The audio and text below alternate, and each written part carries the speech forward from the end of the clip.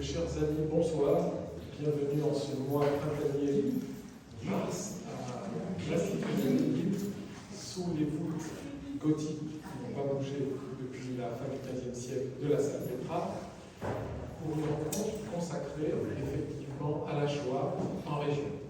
J'aimerais excuser le maire de la ville de Montpellier, président de la métropole, Michael Delafosse, Carole Delga, président de la région Occitanie-Pyrénées-Méditerranée, saluer les institutionnels, présidents d'associations, professeurs d'université qui sont ici présents, Charles Lee, président de l'Institut Maïmonide et président de Sepharim, Alain Zilberman, président du consistoire régional, Magic Laparelle, président de France Israël, et bien d'autres, André Bousseau, président de la MJHL et une des chefs ouvrières de Sepharim, qui prépare une belle quatrième édition à l'automne prochain.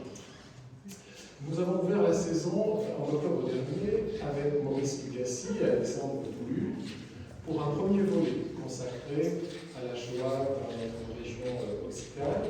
Le deuxième volet, nous vous le présentons ce soir et nous allons effectivement vous présenter avec notre collègue toulousain, Roger Bourgeois, qui va animer le débat, l'aspect résistance. On a longtemps présenté les Juifs comme des gens soumis qui sont allés à la chambre à gaz sans combat. C'était une vision, c'était un raccourci historique. Nous savons désormais, et on le doit notamment à des travaux universitaires, que les Juifs, quand ils ont pu, ont combattu, et notamment dans la région toulousaine et dans la région montpelliéraine. Voilà, j'espère que cette table ronde vous plaira. Nous nous retrouverons dans moins d'une semaine, lundi prochain, avec Thomas Georgelli, directeur de l'Institut d'études du judaïsme de Bruxelles et professeur à l'ULB pour une question d'actualité, la circoncision et l'abattage rituel. J'aimerais remercier Midi Libre, la Gazette de Montpellier Acadème, pour l'annonce de cette soirée. Voilà Roger, c'est à toi. Merci Michael, bonsoir à tous. Donc c'est avec grand plaisir que nous vous accueillons ce soir pour cette conférence consacrée à un sujet souvent mal connu, les Juifs dans la résistance.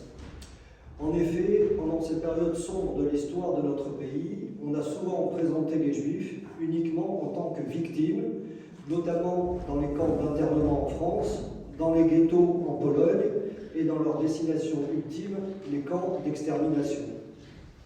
Cependant, certains d'entre eux, au risque de leur vie, ont choisi de résister et de se battre contre l'occupation nazie et le régime de Vichy. Ils ont participé à des opérations d'entraide, d'assistance, de sauvetage et ont pris les armes en tant que membres de la guérilla urbaine et des maquis. C'est donc cette histoire et ces opérations, déclinées dans les régions de Toulouse et de Montpellier, que vont partager avec nous ce soir nos deux intervenants, Maurice Lugassi et Michael Yankou. Ils auront l'occasion, lors de leurs interventions respectives, d'évoquer d'une part des organisations qui ont été créées ou se sont affirmées pendant cette période, mais également des personnages et personnalités hors du commun que je vais leur laisser bien évidemment le soin de vous révéler. Alors, honneur à celui qui joue à l'extérieur, mon ami Maurice Lugassi, professeur de lettres, coordinateur régional du Mémorial de la Shoah et président de l'association culturelle Hébraïca à Toulouse. Bonsoir Maurice. Et mon autre ami Michael Yankou, que l'on ne présente plus, mais dont je rappelle pour ceux qui ne le sauraient pas encore qu'il est docteur en histoire, directeur de cet institut Maïmonide à l'Ouest Thomas-Aquin et délégué régional pour Yad Vashem. Alors, pour lancer cette conférence, j'ai une première question à vous, à toi Maurice et à toi Michael. C'est qu'on observe un large déséquilibre entre les témoignages et les ouvrages consacrés aux souffrances, aux drames, aux internements, aux déportations, par rapport à ceux consacrés aux actes de résistance, d'entraide, de sauvetage, de combat. Alors, pourquoi une telle situation d'après vous, même si ce soir vous allez contredire cette observation? Merci Roger, merci Michael pour l'organisation de cette soirée. Alors pour répondre à cette première question, effectivement dans l'historiographie de la Shoah, on a eu un grand silence, puis les voix des survivants la fin des années 90, début des années 2000, on a eu en même temps les voix des justes et les voix des survivants qui se sont dévoilées.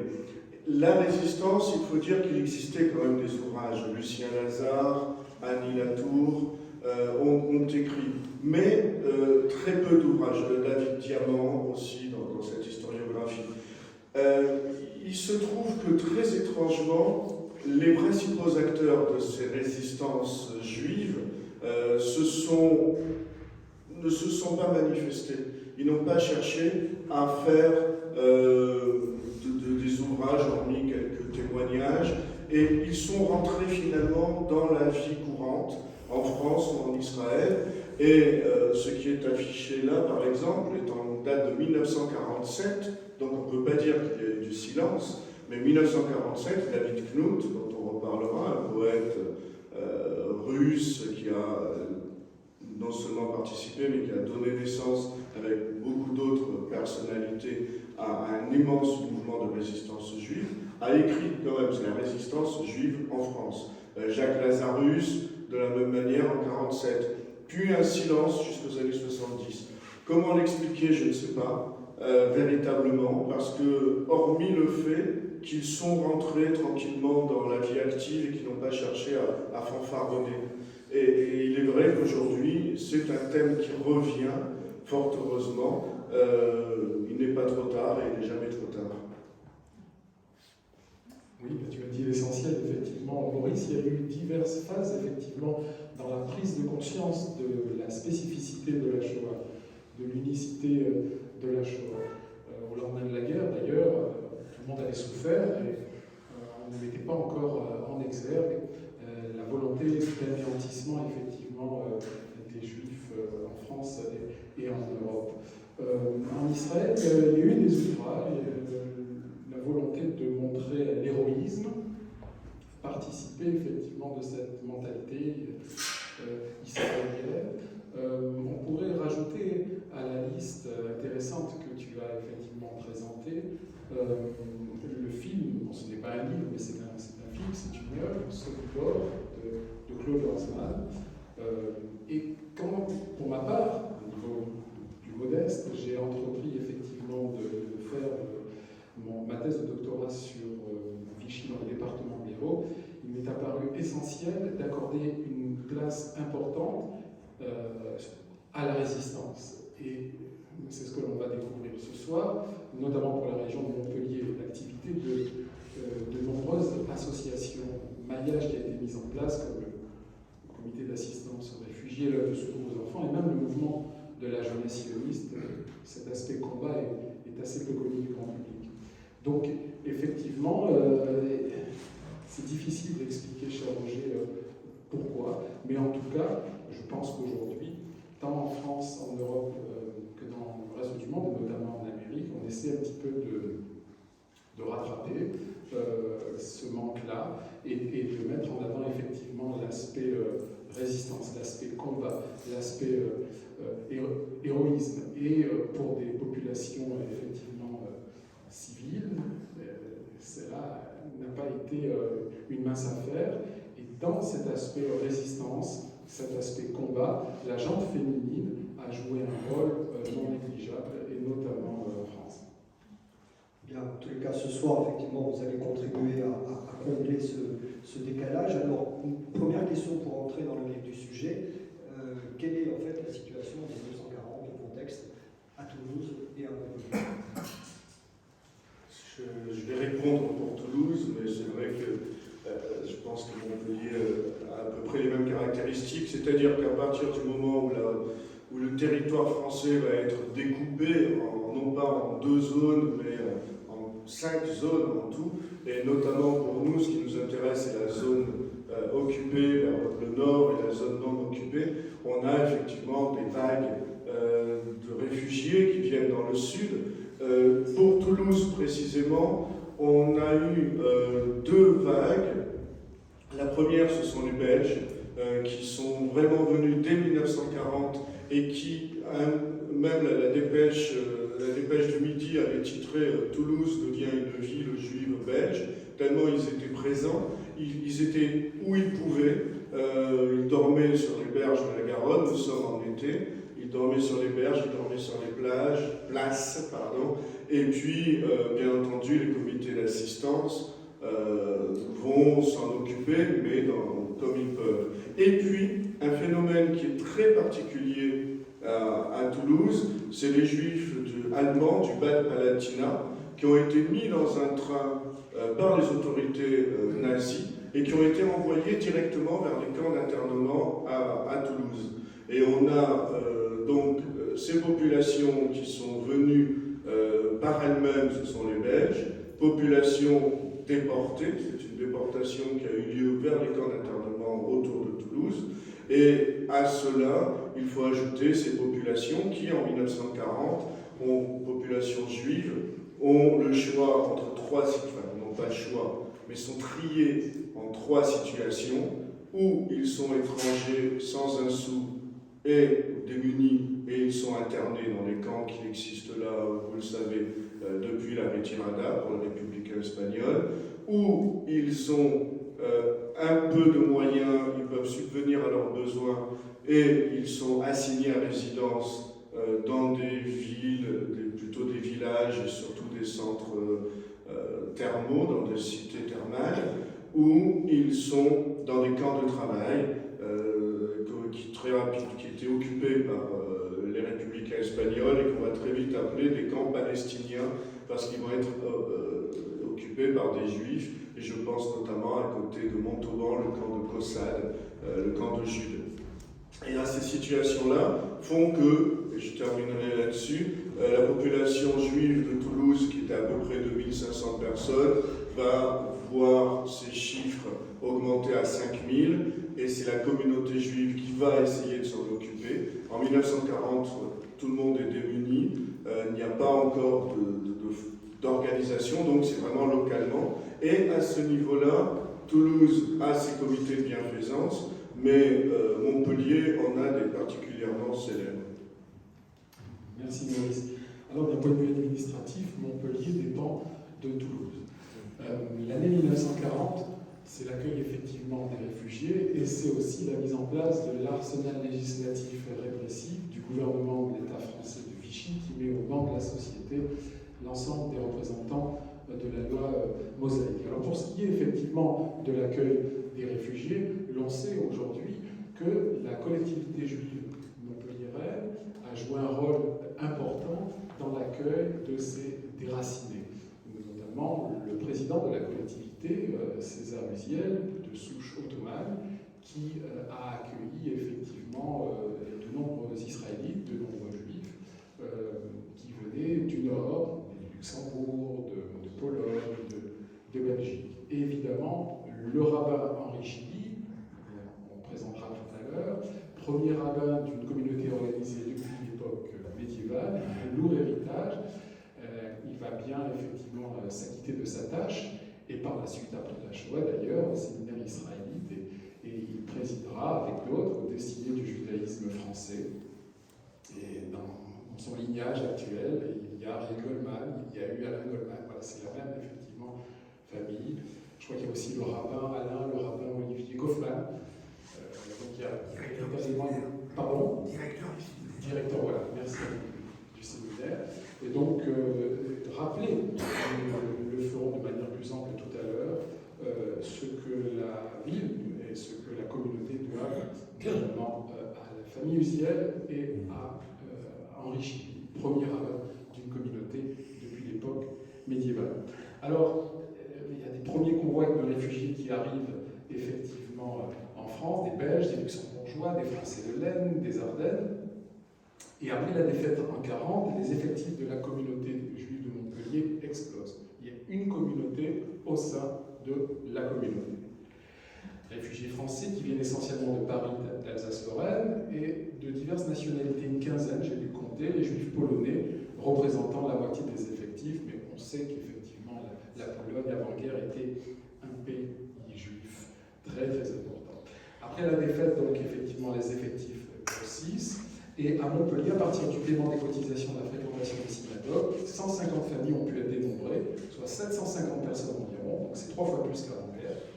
En fait, la préfecture établit un fichier en 1942 de 1153 noms, incluant 819 Français et 334 étrangers. Et c'est ce tristement sévère fichier qui servira pour l'application effectivement de la solution finale de la question juive pour la région de Montpellier. On se servira de ce fichier 1153 noms pour rafler les représentants de la loi mosaïque en héros.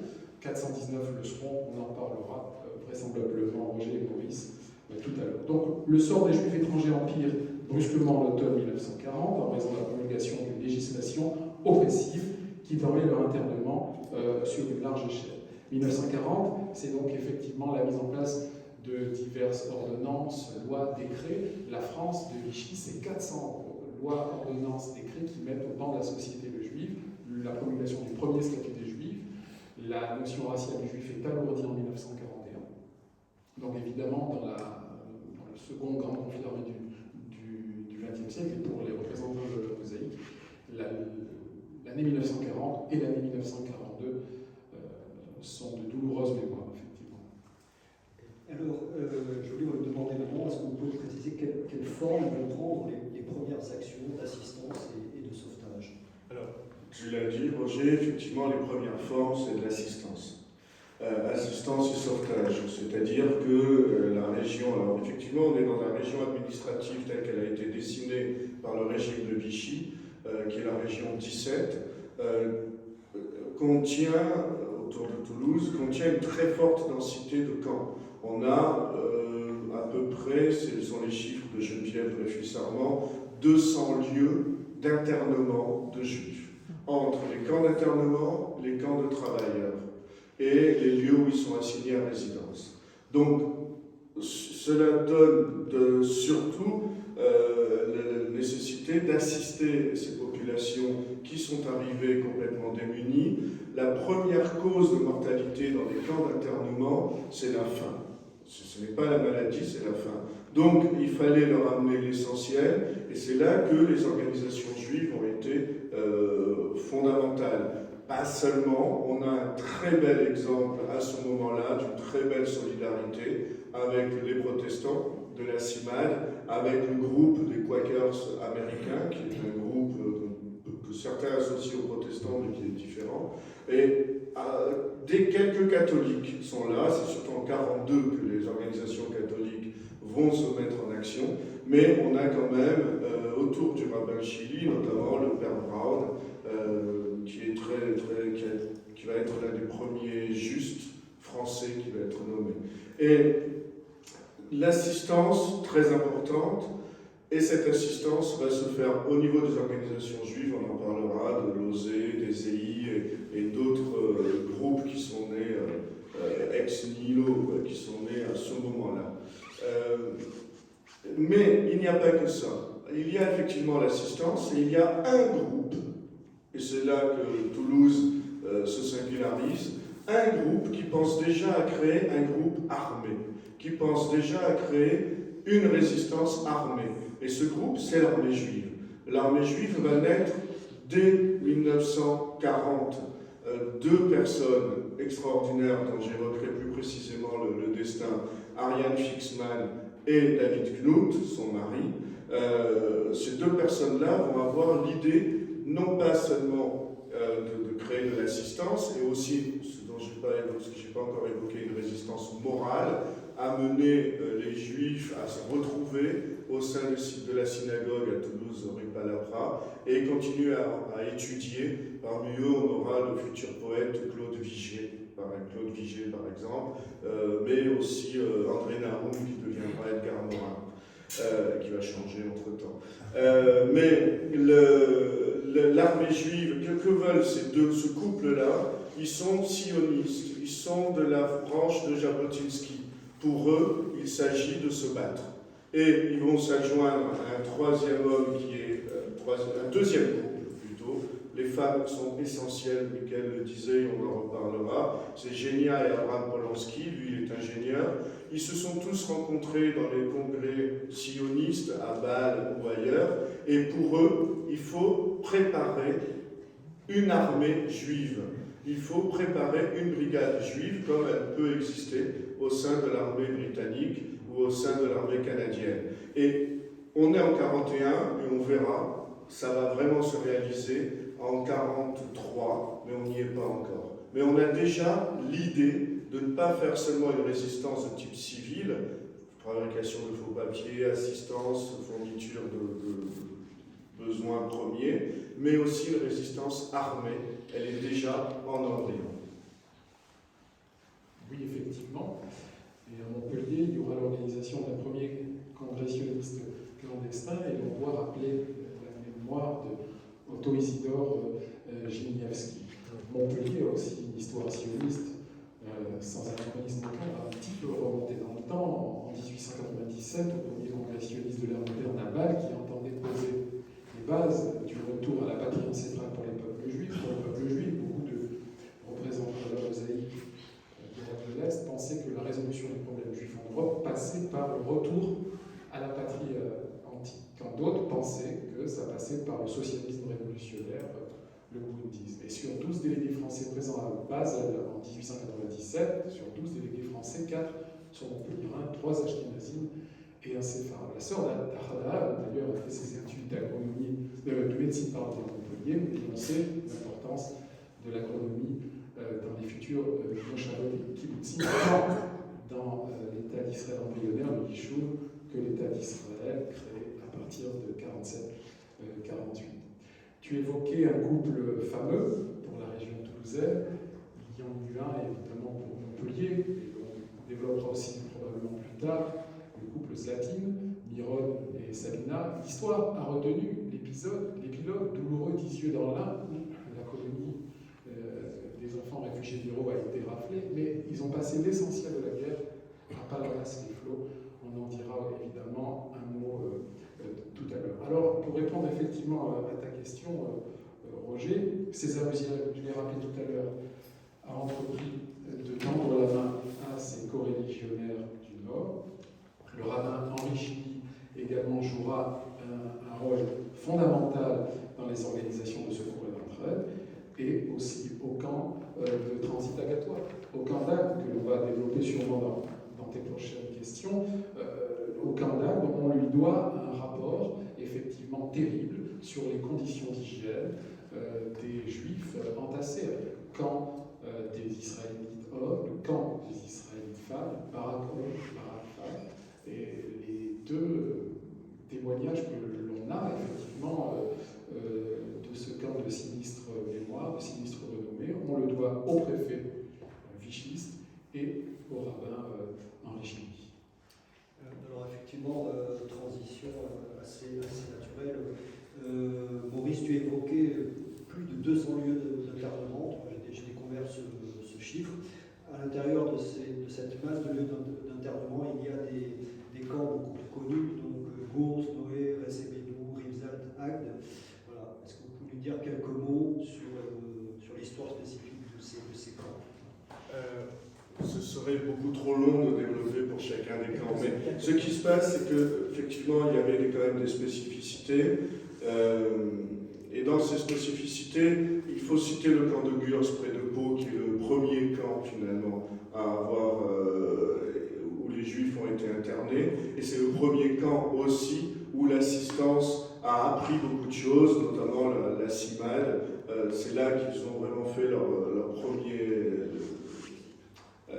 premiers actes de bravoure. Mais il y a aussi le camp du Vernet d'Ariège qui est intéressant. Au Vernet d'Ariège, qui lui est un camp dur qui enfermait les communistes allemands, notamment Arthur Koestler qui en a écrit ensuite La Lie de la Terre. Mais Hannah Arendt est passée par Gurs. Donc on a ces deux camps-là qui, avant la naissance, la création, la transformation du camp de Rivzat, ont été les plus importants. Ensuite, on a... alors, Noé et Recebedou ont cette particularité, c'est qu'ils devaient être des camps de vitrine, des camps hôpitaux. Et on était censé, le régime de Vichy, puisque c'est lui qui déporte, qui enferme, qui gère, le régime de Vichy, il faut bien comprendre, pendant la guerre, il veut toujours donner l'impression d'agir pour lui.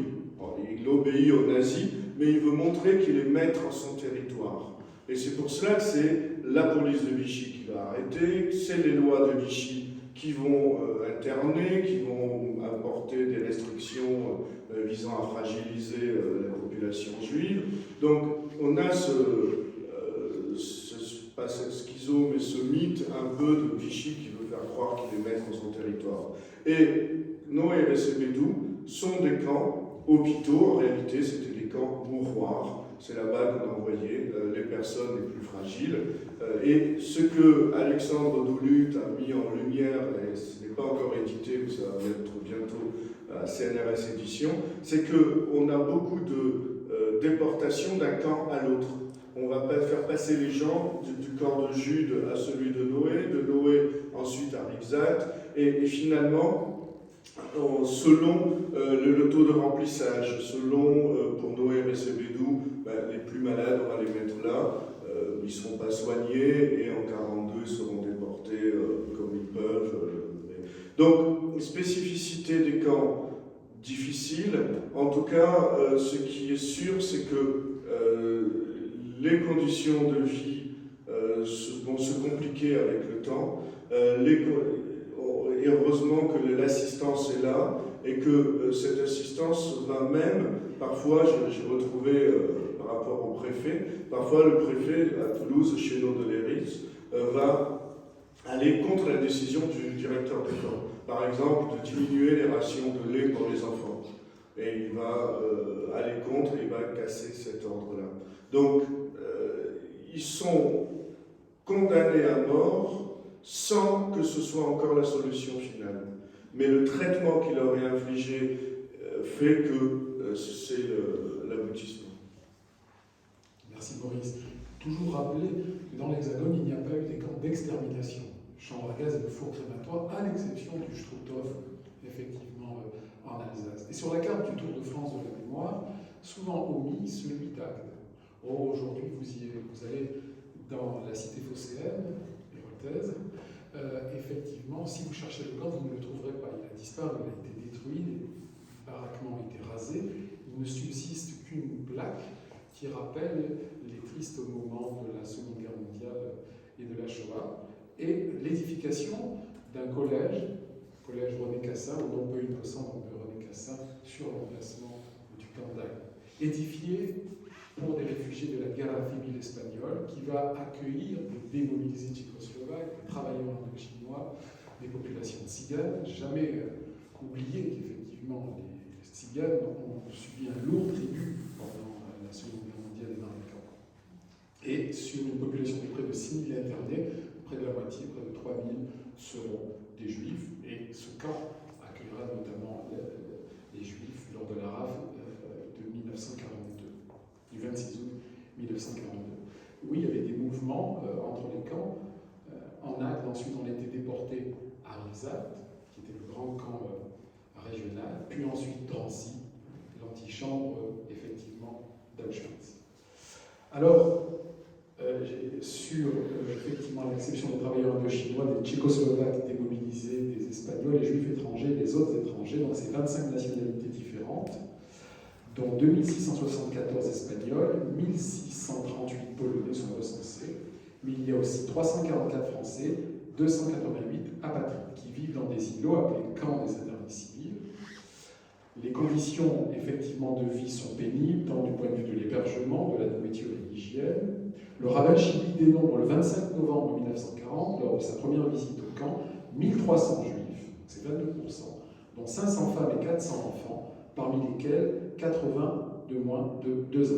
Je le disais tout à l'heure, les hommes sont logés dans 4 baraques, camp des Israélites hommes, les femmes dans 5 baraques, camp des Israélites femmes. Alors dans son rapport, il souligne la très mauvaise situation matérielle du camp, le moral des internés très déprimé, en raison du régime disciplinaire imposé, la séparation des familles, les hommes, je cite, n'ayant que tous les 2 jours le droit de rendre visite aux femmes et enfants. Il conclut, je cite, qu'un effort, je cite le rabbin Chili, urgent doit être fait au triple point de vue de l'alimentation, du couchage, de l'hygiène. Nul doute que les premières améliorations n'aient pour effet que de relever également le moral des internés. Et il importe donc que ce premier effort soit fait sans délai. les témoignages des internés que j'ai pu recueillir ne laissent aucun doute sur la terrible souffrance qu'ils vivaient. J'aimerais juste citer le cas d'Henri Kichka, qui était un citoyen belge. Voici ce qu'il disait à l'époque. J'avais 14 ans. Durant 4 mois, j'y ai vécu une vie difficile, déprimante et surtout très avilissante, car en fait, nous étions purement et simplement des prisonniers au même titre que des droits communs, sans liberté, très mal nourris, dans des conditions d'hygiène plus qu'élémentaires. Comme en Allemagne et en Pologne, les hommes et les femmes furent séparés, avec interdiction de communiquer ou de se voir. Les gardes mobiles n'étaient point spécialement tendres avec nous. Plusieurs fois, je suis parvenu à me faufiler sous les barbelés, au nez à la barre des gardes mobiles. Je faisais un saut jusqu'à Acte Centre, où les habitants me donnaient généreusement des morceaux de pain de la veille, mais qui avaient un goût de liberté. Je refaisais le parcours à l'envers, à mes risques et périls, et en profitais pour jeter par-dessus les barbelés du camp des femmes le pain que je destinais à ma mère et à mes 2 sœurs. Mon père, qui était tailleur pour hommes, se procurait quelques travaux de retouche qui lui permettaient d'ajouter au maigre menu quelques suppléments. Fin de citation, voilà pour le témoignage d'Henri Kichka, citoyen belge. Alors c'est qu'un camp de transit, Agde. Ces internés sont dirigés vers d'autres camps, dont Rivesaltes. Et entre le 14 janvier 1941 et le 2 mars 1941, près de 3000 juifs étrangers quittent escorter ce camp dans plusieurs départs successifs. Le 14 janvier, 950 personnes, en majorité des juifs polonais pour Rivesaltes. Le 17 février, 357 personnes âgées arrivent à Noé, qui est le camp hôpital dont parlait Maurice. Le 22 février, 1044 pour Rivesaltes. Le 2 mars, 380 pour Argelès, etc. Alors le 15 mars, le camp d'Agde est vide d'internés civils. Il ne subsiste que la première légion de travailleurs indo-chinois et d'autres groupes de travailleurs étrangers. Et ce même camp accueillera les Juifs lors des terribles rafles du fatidique été 1942 et lors de effectivement la mise en application de la solution finale de la question juive en Europe, notamment en France, de la livraison à Dannecker et aux nazis des Juifs et donc l'organisation des rafles de l'été 1942 à Montpellier et dans l'Hérault. 419 Juifs seront arrêtés en une journée et conduits au camp de transit à Gatois. Échec partiel de la rafle des Juifs de l'Hérault, on en dira peut-être un mot tout à l'heure, qui s'explique pour plusieurs raisons. Alors, on a évoqué donc des opérations d'assistance jusqu'à maintenant, c'est sur ça qu'on a mis l'accent. Donc maintenant, on va parler plus des actions de résistance combattante. Donc, à partir de quand et comment s'opère la transition des premières vers les secondes, et est-ce que de ce point de vue-là, l'année 42 est une année de basculement? Ce sera vraiment en 1943 que vont se mettre en place les corps francs, les maquis. 1942, c'est effectivement l'année du grand basculement. On a parlé de l'assistance, du sauvetage. Il faut savoir exactement ce dont il s'agit, en tout cas entre 40 et 42. 42, tout va changer à partir des rafles de l'été, à partir de la rafle du Veldiv en juillet à Paris et en août les rafles dans la zone qui était alors non occupée encore, jusqu'à l'arrivée faite par les policiers français. Le sauvetage, il se faisait comment? Le sauvetage, c'était des groupes de criblage. C'est ainsi qu'ils se nommaient. C'est assez fou. C'est-à-dire qu'à partir du moment où il y avait des internés, on essayait de faire en sorte de vérifier leur judéité, de vérifier qu'ils correspondaient bien à la définition du juif telle qu'elle est donnée par le régime de Vichy. Et puis, on essayait à ce moment-là de les sortir. On a essayé aussi de faire des évasions. Le problème, c'est que les évasions, pour qui? Pour aller où, surtout? C'était ça le problème. La CIMAD, par exemple, pouvait faire les évasions, ils en ont fait, mais ils ne savaient pas ensuite que faire des personnes qui étaient libérées. C'est là que les organisations juives vont se mettre en fonction, en particulier à partir de 1942. Des évasions aussi ont été provoquées par les rabbins. Les rabbins, l'aumônerie avait été interdite en zone occupée, mais était autorisée en zone non occupée. Et on a ainsi de nombreux aumôniers des rabbins qui sont venus dans le sud, depuis Strasbourg, beaucoup depuis Strasbourg, et ils allaient dans les camps, ils essayaient, ça peut nous sembler fou, au moment où ils mouraient de faim, ils essayaient, pour ceux qui le voulaient, d'apporter de la nourriture cachère. Ils ont fait en sorte que les fêtes soient suivies. Et il y a notamment une évasion assez célèbre du camp de Noé, avec le rabbin Osnansky, je crois, pas Capel, mais Osnansky, où des internés se sont déguisés en Hanoukia, ils faisaient chacun une bougie, et petit à petit, avec leurs bougies, ils sont sortis du camp. Ils sont sortis la nuit, à un moment, il fallait aller très vite, et ils sont sortis du camp déguisés en bougies. Ils sont montés, il y en avait deux qui sont montés sur un vélo, qui sont partis à vélo, comme ça. Mais les rabbins avaient à la fois un rôle de maintenir le judaïsme. Ils allaient dans les villages où les juifs étaient assignés à résidence pour amener des matzot, pour faire en sorte que Pessah soit fait, pour ceux qui le désirent toujours. 42, on a à ce moment-là un grand basculement, c'est-à-dire qu'à partir du moment où les rafles ont eu lieu, à partir du moment où on sait que les enfants aussi peuvent être déportés, on a les premières déportations en 42, à ce moment-là, tout va s'accélérer, tout va changer, et le criblage va vraiment se mettre en place. On va plus simplement faire de l'assistance et amener de la culture, par exemple la CIMAD, créer dans chaque camp un baraquement avec des livres, des activités culturelles. Ok, ça va rester, et c'est nécessaire pour survivre dans un lieu d'inhumanité, mais on va carrément essayer de les sortir de là.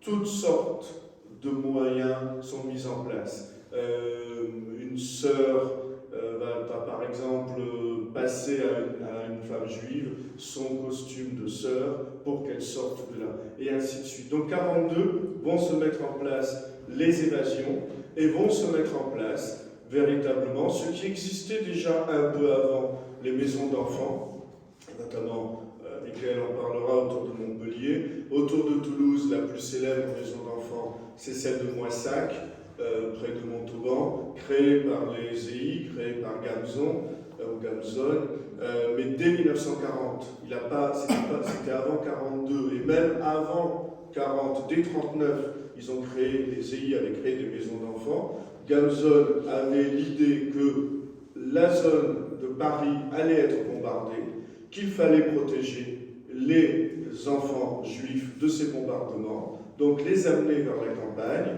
et pour recréer des maisons d'enfants. Et celle de Moissac est particulièrement célèbre, avec le couple qui l'a dirigé jusqu'à la fin de la guerre, Chatta et Bouilly-Simon. Et Chatta raconte, on voulait d'abord faire venir ces enfants parisiens, sauf on a vu qu'ils ne bougeaient pas, que c'était, elle le dit elle-même, c'est véridique, c'était des petits bourgeois. Donc on les a laissés où ils sont, et on s'est occupé des enfants étrangers, qui étaient dans le sud. Et ainsi, à partir de 1942, la CIMAD, d'autres organisations vont faire sortir les enfants, soit par évasion, soit de manière plus ou moins légale, en fabriquant des faux papiers pour prouver qu'ils ne sont pas juifs, ou en fabriquant des papiers pour montrer qu'ils ont moins de 16 ans, l'âge de la déportation. Et ils vont ensuite être confiés à l'OSE, dont on parlera beaucoup, et au CI, et notamment dans la maison de Moissac. Donc 42, ça va être vraiment le moment où on n'est pas encore en clandestinité. On va encore continuer, l'UGIF continue à exister, l'Union Générale des Israélites de France. Les EI se sont associés à l'UGIF, qui est la seule organisation juive autorisée par Vichy, et on n'est pas encore en clandestinité. Mais on sait que ça urge et qu'il faut sauver des familles et sauver les enfants, comme l'a dit témoignage chrétien à Lyon, sauvons les enfants. Oui, effectivement, j'allonge dans le sens de Maurice concernant l'année 1942, l'année 1943 de bascule. À propos des hommes qui ont été mis en place, l'occasion maintenant est peut-être, sans pour autant trop parler des justes parmi les nations, déjà cité le Votaria, d'évoquer effectivement le sort de la colonie des enfants réfugiés du Hérault. Elle a été constituée par des enfants qui ont passé par la suite la majeure partie de leur temps à Palavas-les-Flots et à Campestre, dans l'arrière-pays héraultais. Ils passeront donc l'essentiel de la guerre à Montpellier, autour de Montpellier, à Palavas, l'Institut Saint-Pierre aujourd'hui, et à Campestre. Et cette colonie des enfants réfugiés libéraux montera à Lisieux dans l'Ain, avec sa monitrice emblématique, figure emblématique, paradigmatique, effectivement de la résistance juive à Montpellier, Sabina Zlatine. C'est elle qui a en charge effectivement la gestion de ce groupe. Le département côtier est trop visible. Montpellier, zone non occupée pour un temps. Il faut monter, il faut se cacher, et ils choisiront Lisieux dans l'Ain. Funeste choix, effectivement, parce qu'ils seront arrêtés par la suite par Klaus Barbie, qui arrêtera ces 44 enfants martyrs. Ils représentaient un danger important pour le Troisième Reich, rendez-vous compte. Et effectivement, c'est fort de ce crime, de cette arrestation, que Klaus Barbie sera condamné pour crime contre l'humanité. Quand Serge Klarsfeld a préparé le procès de Klaus Barbie, il a fait publier une annonce dans Midi Libre, souhaitant retrouver effectivement 2 jeunes personnes qui ont photographié les 44 enfants quand ils étaient dans les rues. Et c'est ainsi que la famille Paillarès parisienne s'est fait connaître, car les 2 sœurs, Paulette et Renée, ont encadré ces enfants à l'époque héroïtaise. Et donc elles sont allées témoigner, et puis à la fin aussi un peu à Lisieux, elles sont allées témoigner au procès Barbie. Et on leur doit des clichés, une bonne partie des clichés, je le dis sous le contrôle du Grubieux, ancien architecte en chef de Montpellier. C'était précieux, effectivement, à l'époque, ces photos. Et donc, elles ont effectivement joué un rôle important dans la constitution du dossier contre Klaus Barbie. Donc, voilà quelques mots concernant le home le plus emblématique autour de Montpellier, la colonie des enfants réfugiés libéraux. L'histoire a choisi de retenir la dénomination colonie des enfants d'Isieux, mais il faut savoir qu'effectivement, ils ont passé la majeure partie de leur cours de vie à effectivement Montpellier, Palavas et Campes. Enfin, un dernier mot concernant Sabina Zlatine, et il me plaît de le signaler en tant que délégué régional du comité France-Citoyen. J'aimerais d'ailleurs avoir une pensée pour Edith Moscovitch, qui m'a précédé et qui, avec les siens, a pu s'échapper à l'époque d'un camp autour de Toulouse. Je crois que c'était Récébétou. Sabina Zlatine, qui était monitrice des enfants d'Isieux, qui était aussi infirmière de la Croix-Rouge, a sorti 300 enfants juifs du camp d'Agde et 30 enfants de Cigane sous sa cabine d'infirmière de la Croix-Rouge. Et notamment la petite Diane Popovski.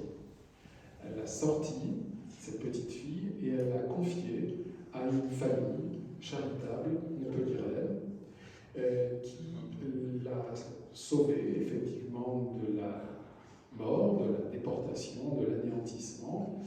Et par la suite, ils obtiendront, notamment grâce à Caroline Yancourt en 1992, le titre de Chassid Umot Haolam, de juste parmi les nations, et la cérémonie avait eu lieu avec l'ancien maire de Clapier, le consul d'Israël à Marseille, et effectivement la famille Paillarès parisienne, qui sauve une vie, sauve l'humanité tout entière. Cette phrase extraite du Talmud illustre à merveille le comportement admirable des justes parmi les nations dont on parlera en fin de débat. Voilà donc juste ce petit éclairage concernant l'homme, le home le plus manifeste, le plus emblématique pour notre département côtier hétérogène.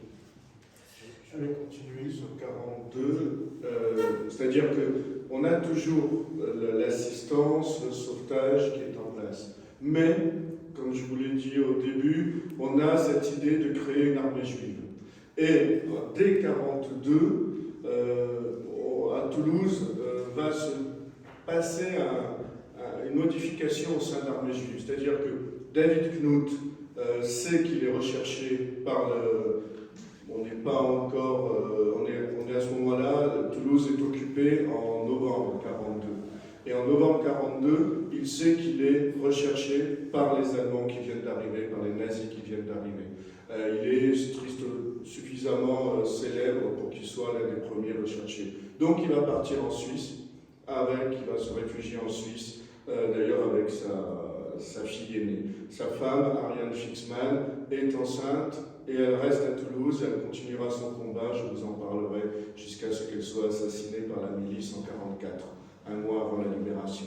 Et à partir du moment où David Knut s'en va, le couple Polonsky est en difficulté, il est d'autant plus en difficulté qu'il n'y a plus de couple, Genia meurt, et c'est là que Polonsky appelle un ami à lui qui est lui aussi ingénieur, qui est lui aussi un sioniste convaincu, qui se sont rencontrés dans les congrès sionistes, qui s'appelle Lublin.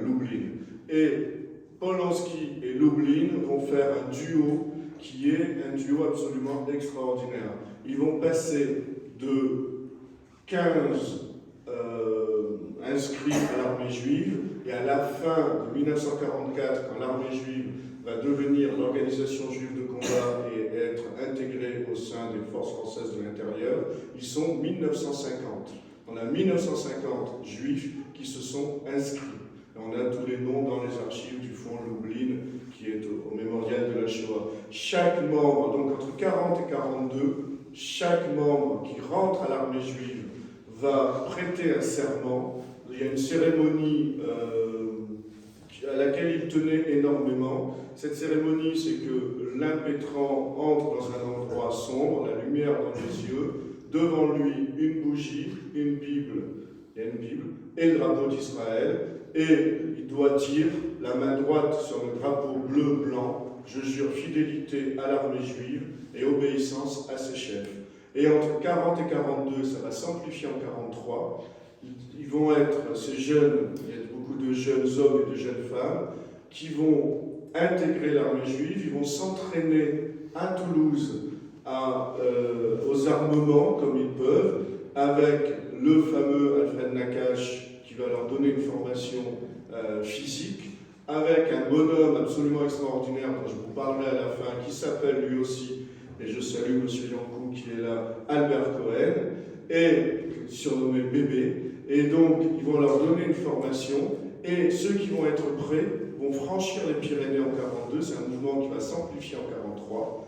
Ils vont franchir les Pyrénées, depuis l'Espagne, ils passent au Portugal. Du Portugal, ils vont au Mozambique, et depuis, parce que c'est une colonie portugaise, et depuis le Mozambique, ils vont en Palestine intégrer les troupes de Begin, de l'Irgun, et combattre ceux qui sont nos alliés ici, les Anglais. Donc on a un parcours qui se fait depuis Toulouse vers ce qui deviendra Israël. On est en 42, 43, on va avoir encore un changement avec les corps francs et les maquis. J'aimerais effectivement, Roger, rebondir sur ce qu'a dit justement Maurice, à propos effectivement de la cautionnisme en quelques années, avant la résurrection, la création de l'État d'Israël contemporain. Le mouvement de la jeunesse sioniste, qui fait partie de cette toile d'araignée, de ce maillage mis en place effectivement par les Juifs à l'époque, est créé à Montpellier le 10 mai 1942. Le mouvement de la jeunesse sioniste est créé à Montpellier le 10 mai 1942, à la suite de la réunion à la capitale héroïtaise d'un véritable congrès sioniste clandestin, et qui comprenait 25 cadres arrivés de diverses localités du Midi. Le chef de ce groupe des sionistes montpelliérains s'appelait Otto Isidore Chmielewski, qui était étudiant en chimie, d'origine allemande, réfugié de Belgique, surnommé Toto. Il était surnommé Toto, il n'a pas démérité, devenu après-guerre le citoyen israélien Eitan Ginat, et qui fut l'organisateur de cette rencontre historique, dont l'initiative quand même appartint à Simon Lévit, ancien secrétaire général des éclaireurs israéliens de France. On a parlé tout à l'heure du scoutisme juif, éclaireur israélien de France, devenu après la guerre éclaireur israélien de France. Donc Simon Lévit fut élu secrétaire général du nouveau mouvement qui se voulait pluraliste, excluant les clivages politiques. Simon Lévite réussit ensuite à mettre en place des groupes locaux. Ceux qui échappèrent au rafle de l'été 1942 s'investiront dans le travail d'assistance à la population juive, mais aussi dans la résistance armée contre l'occupant. Et puis pour refermer cette parenthèse sioniste, rappelez aussi qu'au lendemain de la guerre, au château de Cambous, dans l'arrière-pays héroltais, par Saint-Martin de Londres, très belle région héroltaise, il y avait là un home pour encadrer, regrouper des jeunes, souvent orphelins de la Seconde Guerre mondiale, et les préparer à l'Aliyah, à la montée en l'État d'Israël. Et mon oncle, Shimon Agour, a joué un rôle important au château de Cambous. Très bien. Alors, avant d'évoquer des personnalités, personnes marquantes qui ont marqué cette période, je voudrais qu'on s'arrête quelques instants sur les différentes institutions. Vous en avez évoqué quelques-unes, mais il y en a eu beaucoup qui sont intervenues. Donc, le CAR, le Comité d'action réfugiés, le Comité d'aide aux réfugiés, le CER, Service Évasion Regroupement, les EIF, le Joint américain, l'OSE, donc l'Organisation de secours aux enfants, l'ORT, l'Organisation de reconstruction du travail, le MJS. Donc, au-delà de celles que vous avez déjà évoquées, est-ce que vous voulez dire quelques mots de quelques-unes de ces organisations, des EIF, de l'ORT et de l'OSE? Oui, je reviens à Polonsky et Lublin. En 1943, en fait, on a un groupe qui appartient au sionisme français parisien qui était très minoritaire, avec André Spire, et parmi eux, il y a Marc Jarblum. Et Marc Jarblum va devenir un peu le détenteur du trésor. C'est-à-dire que Marc Jarblum va être en Suisse et il va être l'intermédiaire entre l'argent américain, de ce que nous appelons le Joint et ce que les autres appellent le GDC, enfin l'organisation américaine de juifs qui donnent de l'argent pour aider les juifs en Europe. Marc Jarblum détient les clés du coffre et il est en Suisse. Ses amis, que sont Lublin et Polonsky, vont être un peu les intermédiaires en France. Et de ce fait, ils vont fédérer toutes les associations dont on va parler. Et c'est pour cela que David Knut, dans la résistance juive en France, déclare en 1947, et je l'ai enlevé de la diapo parce que nous sommes à Montpellier, mais il déclare en 1947 Toulouse, capitale de la résistance juive en France, parce que c'est fédéré depuis Toulouse. Mais ça n'empêche pas qu'il y a beaucoup de choses, on en parlera, Paris, Lyon, mais toujours avec l'armée juive. Et dans cette fédération, il y a Jules Gefroykin, qui va ensuite passer en Espagne en 1943.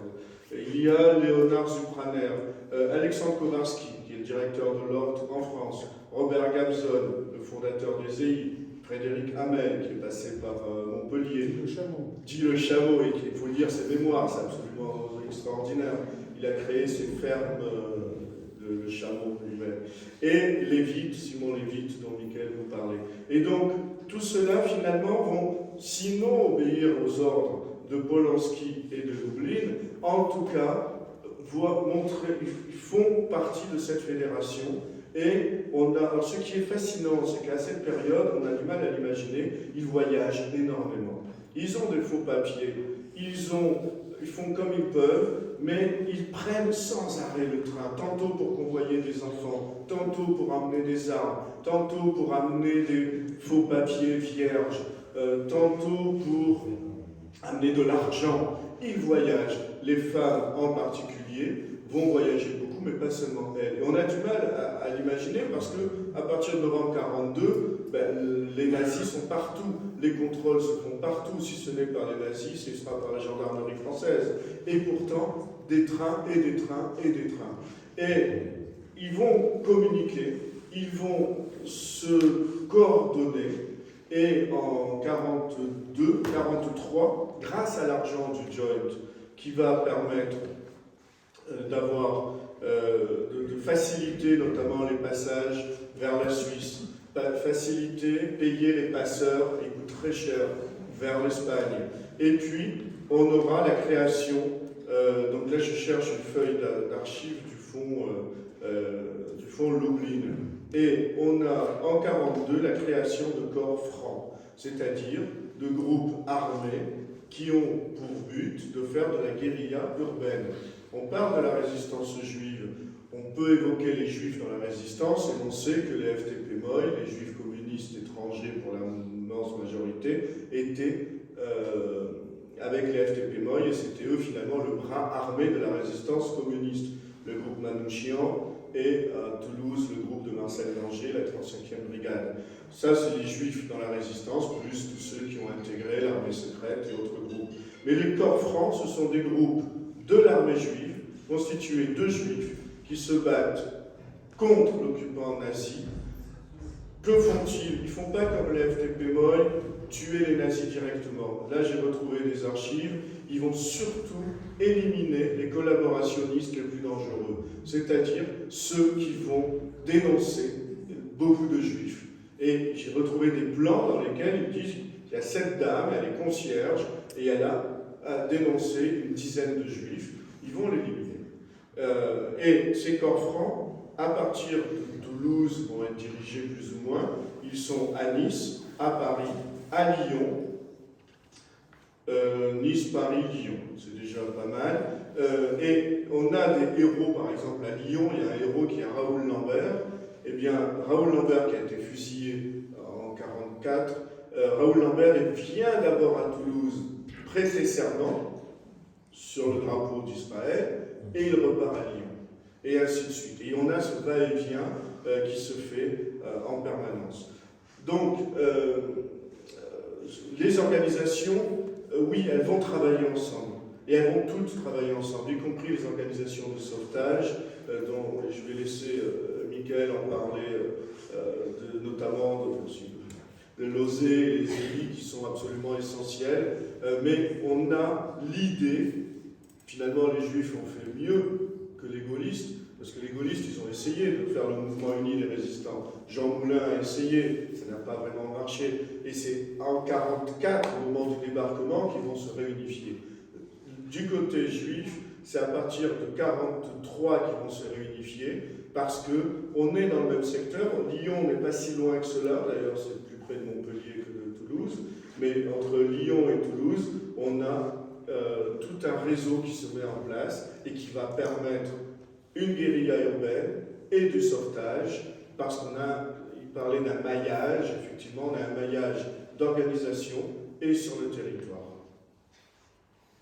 Merci Maurice.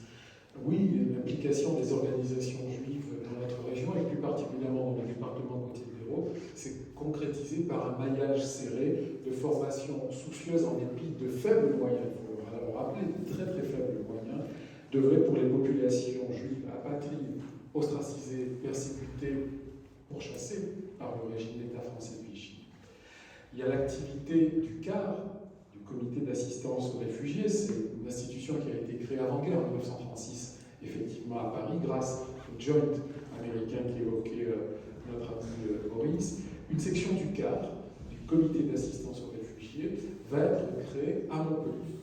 Elle va être créée à Montpellier avec l'appui de l'incontournable César Luciel, président de la communauté, qui avait pour secrétaire une femme exemplaire, dont j'aimerais rappeler la mémoire, Suzanne Aron, peut-être ce patronyme vous dit quelque chose, qui est parisienne née à la fin du 19e et réfugiée en septembre 40 dans la ville de la Montagne.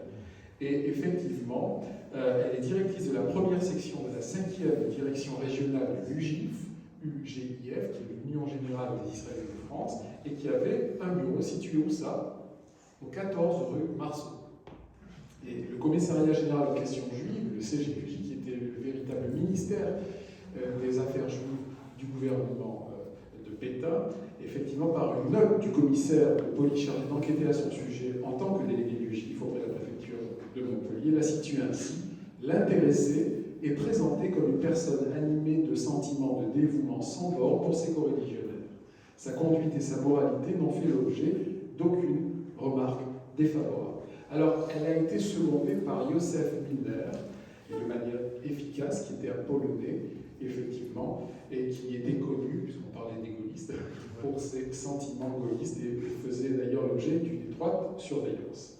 Alors, il a formé avec Suzanne Aron un tandem relativement actif, et a pu susciter cette note de la police, je cite, « Leur attitude à l'égard de nos institutions ne donne lieu à aucune remarque policière. Cependant, il n'est pas douteux qu'ils déplorent toutes les mesures qui frappent les Israélites et qu'ils partagent à l'égard de notre gouvernement, le gouvernement de la France et Vichy, les sentiments des milieux juifs. » Alors très vite, les choses vont se durcir et le CGPJ de Vichy réclamera le licenciement des juifs étrangers au sein de l'Union générale des Israélites de France. À côté du comité d'assistance aux réfugiés, l'œuvre de secours aux enfants que mentionnait Roger et l'organisation Reconstruction Travail. Alors, l'OSE, connu pour la plupart d'entre vous, s'était donné pour tâche essentielle l'assistance médico-sociale aux enfants et aux adultes, l'assistance médico-sociale dans les camps d'internement et l'accueil des enfants dans des homes, ainsi que de l'entraide médicale. Et elle a fondé dans notre ville de Montpellier, en mars 1941, un centre médico-social. Et au même moment, elle fait l'acquisition d'un home supplémentaire, une maison de passage à la place des Flots. Vous l'aurez compris, il s'agit effectivement au sein de ce solarium marin de la future colonie des enfants réfugiés d'Europe. Et Sabina Zlatine, plaie de la cité à l'époque, celle que l'on a appelée la Dame d'Isieux, effectivement, et je ne ferai l'injure à personne de rappeler des faits que chacun connaît ici, je vais vous rappeler le drame qui s'est joué dans la maison d'Isieux, Serge Klarsfeld, auquel on doit tant, notamment pour effectivement ses ouvrages incontournables sur la Seconde Guerre mondiale et la Shoah, dans les mouvements de cahiers sur les enfants d'Isieux, a travaillé donc en tant qu'assistante sociale au camp Lagatois, et dans ses mémoires, l'on doit extraire ce passage. Lorsque, dans ma tenue d'infirmière militaire et revêtue de ma grande cape, j'ai pour la première fois poussé la porte d'une des baraques, j'eus la révélation du spectacle de misère, de désespoir que donnaient ces êtres croupissants dans la panne. Fin de citation. Quelques mots sur l'activité de l'ORT, l'Organisation Reconstruction Travail, dont le but était la propagation du travail industriel et agricole parmi les Juifs. Alors pour les femmes, il y avait il y avait une section de haute couture, ajustage mécanique, atelier de chimie appliqué pour ces messieurs. Une section a été enregistrée en préfecture le 22 avril 1941. Un deuxième centre a pu également être créé dans la cité d'Agde. Alors, hormis le CAR, hormis l'OSE, hormis l'ORT, ce sont des mouvements de jeunesse, les éclaireurs israéliens de France et le mouvement de la jeunesse sioniste qui se sont fait connaître par une activité soutenue d'entraide et de résistance. Qui a créé le scoutisme juif à Montpellier? Les éclaireurs israéliens de France. Eh bien, c'est le rabbin Chili. C'est le rabbin Henri Chili qui a lancé effectivement cette section.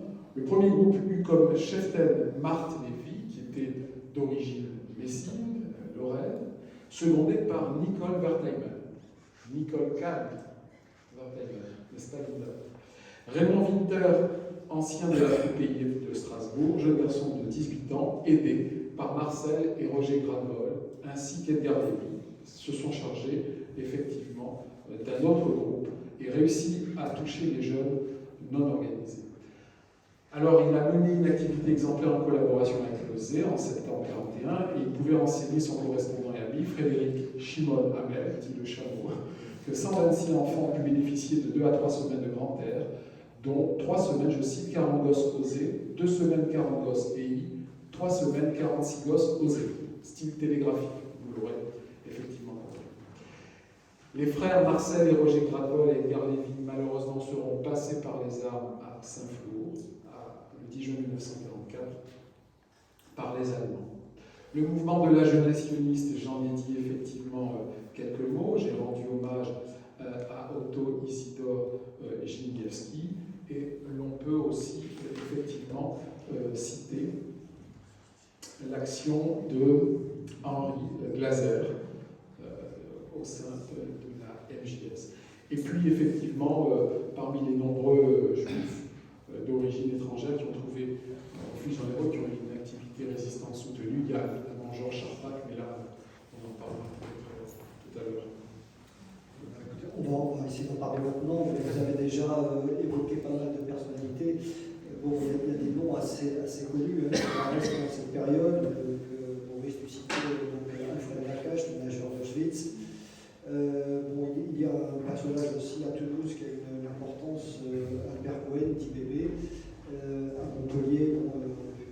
Georges Charpak, Laura Bercheli, Eva Horowitz. Alors, on ne va peut-être pas raconter l'histoire de tous ces personnages, mais peut-être deux ou trois qui me paraissent emblématiques de cette période. Juste auparavant, je voudrais évoquer les maquis. Il y a eu des maquis juifs, complètement juifs.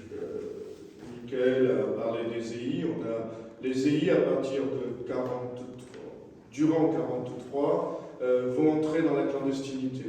Et à ce moment-là, soit ils vont franchir les frontières, la Suisse va se fermer très rapidement, donc plutôt vers l'Espagne, soit ils prennent les armes. On a affaire à de très jeunes gens, très jeunes garçons et filles.